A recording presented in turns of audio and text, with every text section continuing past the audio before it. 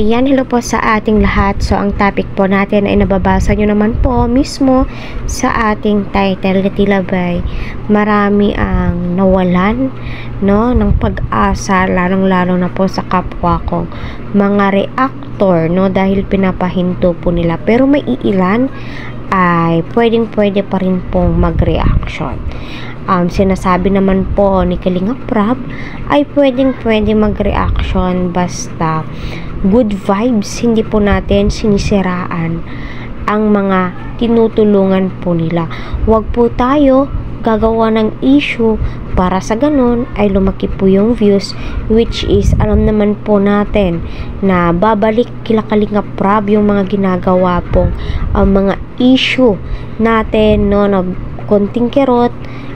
so gayon pa man, maraming salamat sa iyo Kalinga Prab, kahit papaano ay sinasabi nga po doon na pwedeng gumawa, no, at mas mainam po talagang